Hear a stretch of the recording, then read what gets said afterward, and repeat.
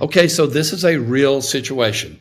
I don't have to give specific names, church, and it's the one I'm thinking about is really several years in the past. And so there will be no sense of identification with it. But here's the scenario. One part of a couple wanted to stay at the church. That particular person was a pastor of the church. The pastor's spouse wanted to leave. I'm going to tell you more about that.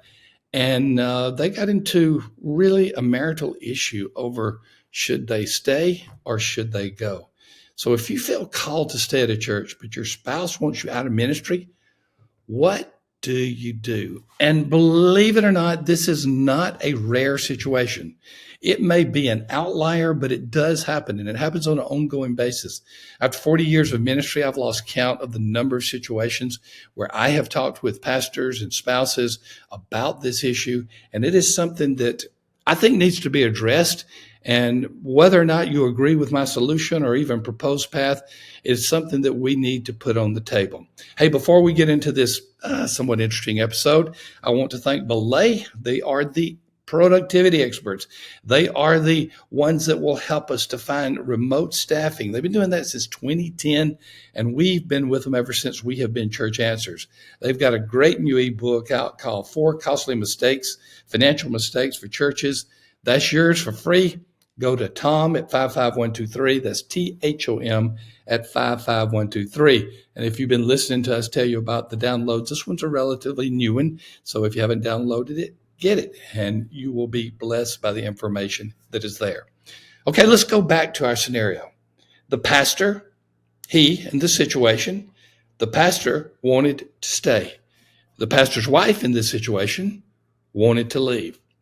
I heard both sides of the story. I was not there for marital counseling, but I was coaching this particular pastor, and he wanted to bring his wife along and just let him talk to me. Wasn't my role to take sides, wasn't my role to tell anyone they were right or wrong, but to listen and just maybe to offer a little bit of direction. Here was the situation. The situation was the church was a nightmare. The pastor had been attempted to be fired 2 or 3 times.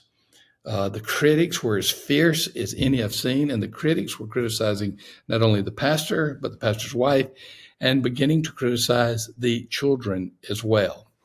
As you can imagine, in this particular situation, the wife wanted to leave. Let's just get out of ministry for a season, she said, and let's just try to heal from the wounds that have been inflicted by this church. I understood her pain because I've heard it many times, and quite frankly, though it's been many years, I've been a pastor. I've been in situations where I feel the pain. I've been in other positions of leadership where I feel the pain. I got it. But then the pastor said, but God has called me here, and I don't have any sense that God is calling me away. What do you do? Now, I'll just put it on the table. In this particular situation, black and white may not be the appropriate metaphor, but it seemed clear to me. It seemed that this particular church was an untenable situation for both the pastor and the spouse. I didn't give you but a fraction of some of the problems that they were having at that church. And this wasn't the first pastor this church had problems with. This church was what we affectionately called a preacher-eater church. I knew that because the previous pastors had gone through similar things. The wife of the pastor was hurting tremendously. Not to say the pastor was not, but he was digging in his heels, and he just wanted to stay. What advice did I offer? Well, you can tell where I'm leaning on this. You're not going to be surprised. I didn't say it in front of both of them because she was not my client. He was. But the next time we got together, I said to him, look, I want to give you my very transparent, honest assessment. You need to leave the church.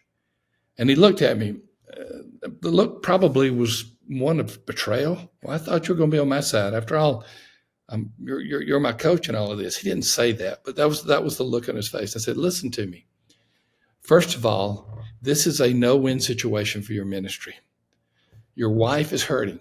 I've already heard that your 2 children have left to go to another church and another youth group. They can't take it anymore.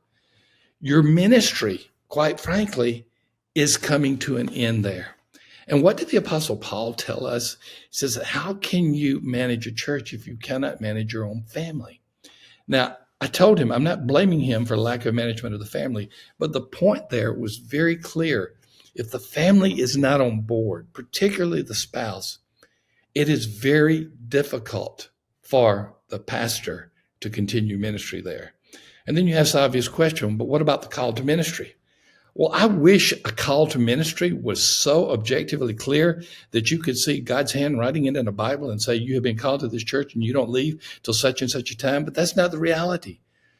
I'm not saying that this pastor was not sensitive to the voice of God or the sensitivity of God, but I will simply say that I felt like he was letting his position, his particular preference, or his particular status in all of this make him blind to the reality of what it was doing to his family. Well, what happened in the story? He dug in his heels. His wife left for a season. They have since then reunited. They left the church, they being the children and the wife, and he was left there by himself. They actually went and lived elsewhere for a while, separated. And then finally, he did get fired. He dug in his heels, but they finally had enough votes to oust him in a congregational vote, and he lost his ministry anyway. It took him about 2 to 3 years to get his family back.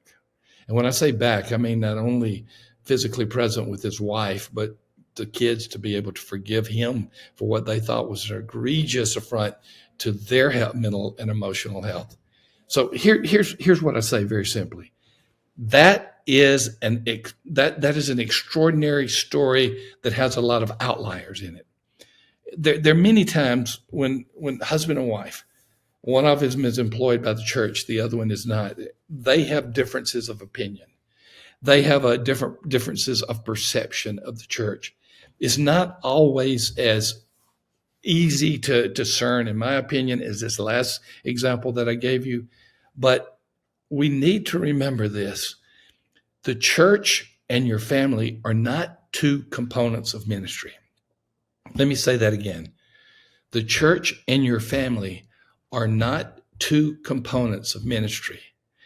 If you are a pastor to a church, the first people in your church to whom you minister are your family members.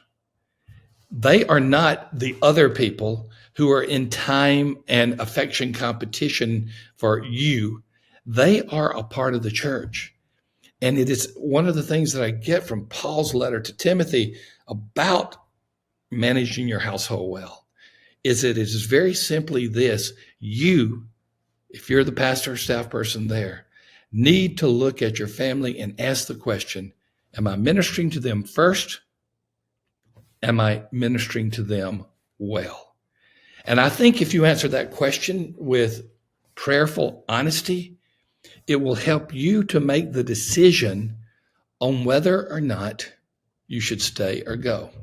I'll give you another example. It was another tough church, probably not as tough as the one I just explained at the beginning of this, but it was a difficult church. In this case, both the pastor and the spouse decided to stay. I would later have the opportunity to ask the spouse, a wife in this case, to ask her why and how she stayed in the midst of such difficult times when so many members in the church were attacking not only the pastor, but her as well. Her words were a reminder of Scripture and the admonition that we have heard. She said, the reason I was able to stay is because my husband looked after me. My husband cared for me and the kids. We were first.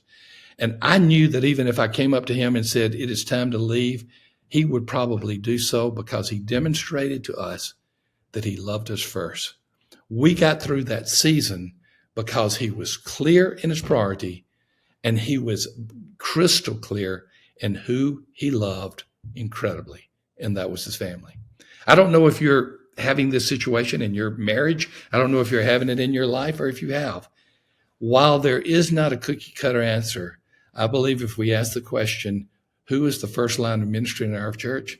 And if we say the family, you will see a lot of the issues resolved.